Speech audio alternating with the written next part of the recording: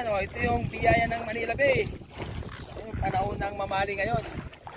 Mas lalong dumami yung isda dito sa Manila Bay mula nung natambakan dito. Dahil nalinisan na yung dating borax, yung buhangin ang nakatambag. Ang dami kung lalaking mamali. Ayun oh.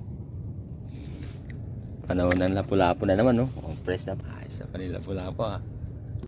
Buhay na buhay pa. Press na press yan. Tabi mga kamabayan, no? Panay lapu-lapu lahat to.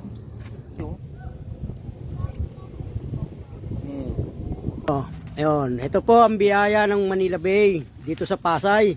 Yung sinasabi po nilang walang mahuli, na wala na raw mahuli dahil sa ginagawang tambak dito sa Pasay Reclamation. Ayan po ang katibayan, no? Puro lapu-lapu pa po, buhay na buhay pa po yan.